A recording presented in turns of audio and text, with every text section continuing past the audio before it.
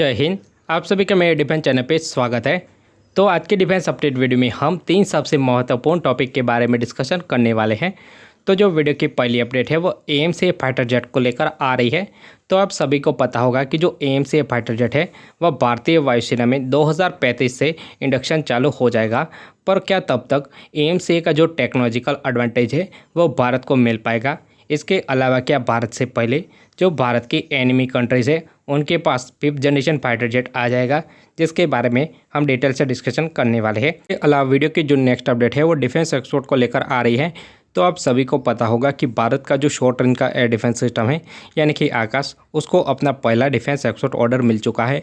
इसके अलावा दूसरा एक्सपोर्ट ऑर्डर भी मिल सकता है। तो अभी फिलहाल एक कंट्री बहुत ही ज़्यादा इंटरेस्टेड है इस शॉर्ट रेंज के एयर डिफेंस सिस्टम को एक्वायर करने में। तो वो कंट्री कौन सी है इसके बारे में डिस्कशन करने वाले हैं। इसके अलावा वीडियो की जो तीसरी और आखिरी अपडेट है वो DRDO के मिसाइल टेस्टिंग को लेकर आ रही है। तो अभी फिलहाल DRDO के द्वारा अंडमान के आसपास एक नया नोटम जारी कर दिया गया है और इस नोटम की जो टाइमलाइन है वो 25 से लेकर 28 अप्रैल के बीच है। और इस नोटम में जो मिसाइल का टेस्टाइल होगा उस मिसाइल की रेंज 450+ किलोमीटर रहने वाली है। तो यह मिसाइल कौन सी होगी और इससे भारत को कौन कौन से फ़ायदे होंगे उसके बारे में डिटेल से डिस्कशन करने वाला हूँ। तो अगर आप मेरे डिफेंस चैनल पर नए हैं तो प्लीज़ मेरे डिफेंस चैनल को सब्सक्राइब करें, बेल आइकन दबाना ना भूलें और कमेंट सेक्शन में जय हिंद जय भारत ज़रूर लिखिएगा। और अगर आपको मेरे डिफेंस के रिलेटेड कंटेंट अच्छा लगता है तो वीडियो को लाइक भी कर दीजिएगा। और अगर आपको डिफेंस के रिलेटेड कोई भी क्वेश्चन हो तो आप अपना क्वेश्चन कमेंट सेक्शन में ज़रूर लिखिएगा, जिसका आंसर मैं अपने आने वाले वीडियो में दे दूँगा। तो आज की डिफेंस अपडेट वीडियो को शुरू करते हैं। अगर आप डेली AMCA प्रोजेक्ट को फॉलो करते होंगे तो आपको यह चीज़ तो पता ही होगी कि अभी फ़िलहाल जो AMCA है वो CCS अप्रूवल के लिए भेजा गया है। तो CCS से अप्रूवल मिलते ही 3-4 सालों में AMCA के प्रोटोटाइप को बना लिया जाएगा, यानी कि 2027 तक AMCA के प्रोटोटाइप को बनाया जाएगा। इसके अलावा AMCA के ऊपर कई साल टेस्टिंग चालू रहेगी और उसके बाद 2035 में जाके भारतीय वायुसेना में AMCA का इंडक्शन चालू हो जाएगा।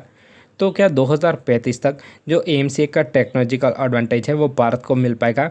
इसके अलावा हमारे जो पड़ोसी दुश्मन देश है यानी कि पाकिस्तान के पास भी उस टाइम क्या 5th जनरेशन फाइटर जेट आ जाएगा? इसके बारे में हम डिस्कशन कर लेते हैं। तो हम पाकिस्तान के पास कैसे 5th जनरेशन फाइटर जेट आ सकता है, तो उसका जो परम मित्र है तुर्की, तो उसके प्रोजेक्ट के बारे में डिस्कशन करें। जो TFX फाइटर जेट है वो भारत के AMCA से बहुत ही ज़्यादा एडवांस स्टेज के ऊपर काम चल रहा है। इसके अलावा तुर्की जब F-35 प्रोग्राम से बाहर हुआ तो उसके बाद उन्होंने TFX प्रोग्राम को चालू किया था और उनके द्वारा बहुत ही तेज़ी से इस प्रोजेक्ट के ऊपर काम भी करा गया है। और अभी फिलहाल तुर्की के द्वारा जो TFX फाइटर जेट है उसके प्रोटोटाइप को रोल आउट भी कर दिया गया है टेस्ट ट्रायल के लिए। इसके अलावा बहुत ही जल्द तुर्की इस फाइटर जेट के फ्लाइट टेस्ट भी करवा सकता है। तो एक तरह से बात करें कि भारत से कई साल पहले तुर्की के पास 5th जनरेशन फाइटर जेट आ जाएगा। इसके अलावा जो तुर्की है वो अपना TFX फाइटर जेट पाकिस्तान को भी सप्लाई कर सकता है। इसके अलावा बात करें तो भारत को TFX फाइटर जेट प्रोग्राम को ध्यान में रखते हुए आगे बढ़ना चाहिए और कहीं ना कहीं यह प्रयास करना चाहिए कि TFX फाइटर जेट से पहले भारतीय वायुसेना में AMCA फाइटर जेट इंडक हो जाए। इसके अलावा बात करें तो हम जो ये बात कर रहे हैं वो पाकिस्तान को ध्यान में रखते हुए कर रहे हैं, क्योंकि चाइना के बारे में बात करें तो वह ऑलरेडी एक 5th जनरेशन फाइटर जेट यानी कि J-20 को ऑपरेट कर रहा है। इसके अलावा बात करें तो आने वाले टाइम में चाइना कई सारे अन्य फाइटर जेट को भी ऑपरेट करेगा। इसके अलावा जब AMCA यानी कि 2035 में रोल आउट और भारतीय वायुसेना में इंडक होगा तब तक शायद चाइना अपने 6th जनरेशन फाइटर जेट का भी रोल आउट कर दे। इसके अलावा बात करें तो भारत को कुछ न कुछ करके ऐसे प्रयास करने चाहिए कि AMCA को जल्द से जल्द भारतीय वायुसेना में इंडक्ट किया जा सके, जिसकी वजह से AMCA का जो टेक्नोलॉजिकल एडवांटेज है वो भारतीय वायुसेना को मिले।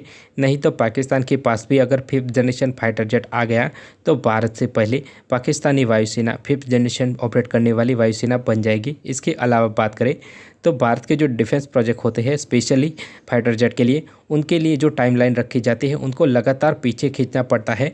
और उसके कंपैरिजन में आप अन्य देशों को देखोगे तो जैसे कि तुर्की को F-35 प्रोग्राम में से बाहर निकाले जाने के बाद भी तुर्की ने अपना TFX फाइटर जेट को रोल आउट भी करवा दिया। इसके अलावा साउथ कोरिया के बारे में बात करें तो साउथ कोरिया के द्वारा भी KF-21 फाइटर जेट को डेवलप किया गया। तो कई लोग यह कहेंगे कि KF-21 फाइटर जेट प्रोग्राम में अमेरिकी कंपनियों ने साउथ कोरिया की हेल्प की है। तो यह बात भी मान ले तो फिर तुर्की को किसने हेल्प की अपना 5th जनरेशन फाइटर जेट को डेवलप करने में? तो भले ही अन्य कंपनियां हेल्प करें पर अपने द्वारा भी प्रयास करना पड़ता है, जिसकी वजह से फाइटर जेट को जल्द से जल्द डेवलप किया जा सके। तो अभी फिलहाल भारत को भी अपने एम से प्रोजेक्ट को जल्द से जल्द बना लेना चाहिए। वीडियो के नेक्स्ट अपडेट के बारे में डिस्कशन कर लेते हैं। तो इस मिसाइल ने भारत को कभी भी नाराज़ नहीं किया है। इसके अलावा यह मिसाइल पाकिस्तान में भी घुस गई थी और पाकिस्तान के एयर डिफेंस सिस्टम यानी कि चाइनीज़ के घटिया एयर डिफेंस सिस्टम भी इस मिसाइल को पकड़ नहीं पाए थे। तो आप समझ गए होंगे कि मैं किस मिसाइल के बारे में डिस्कशन कर रहा हूँ। तो यह मिसाइल है दुनिया की सबसे खतरनाक क्रूज मिसाइल यानी कि ब्रह्मोस सुपरसोनिक क्रूज मिसाइल के अलावा बात करें तो DRDO के द्वारा जो नया नोटम रखा गया है अंडमान निकोबार आइलैंड के आसपास, और उसकी जो रेंज है वो 450 किलोमीटर से ज़्यादा है। तो उस नोटम में ब्रह्मोस एयर मिसाइल का टेस्टाल होने वाला है। तो अभी फिलहाल DRDO के साइंटिस्ट और ब्रह्मोस एरोस्पेस यह प्रयास कर रही है कि जो ब्रह्मोस मिसाइल की जो रेंज है वो हद से ज़्यादा बढ़ जाए, यानी कि जो ब्रह्मोस मिसाइल होगी उसकी मारक क्षमता बहुत ही ज़्यादा बढ़ाने चाहते हैं। इसके अलावा बात करें तो ब्रह्मोस एरोस्पेस ब्रह्मोस मिसाइल की जो स्पीड है उसको भी बढ़ाना चाहती है। फिलहाल ब्रह्मोस एरोस्पेस ब्रह्मोस मिसाइल की स्पीड और रेंज बढ़ाने का लगातार प्रयास कर रही है। तो इसी को लेकर ही ब्रह्मोस एरोस्पेस अभी फिलहाल ब्रह्मोस एयर मिसाइल का टेस्टाल करने वाला है।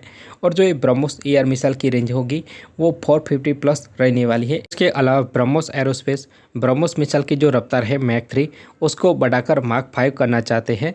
तो एक तरह से जो ब्रह्मोस होगी वो बहुत ही एडवांस और डेडली बनने वाली है। इसके अलावा ब्रह्मोस एरोस्पेस ब्रह्मोस मिसाइल की बड़ी भाई यानी कि ब्रह्मोस हाइपरसोनिक मिसाइल को भी बहुत ही जल्द बनाने वाले हैं, क्योंकि अभी फिलहाल भारत और रशिया के बीच ब्रह्मोस 2 हाइपरसोनिक मिसाइल को लेकर भी चर्चाएं हुई है।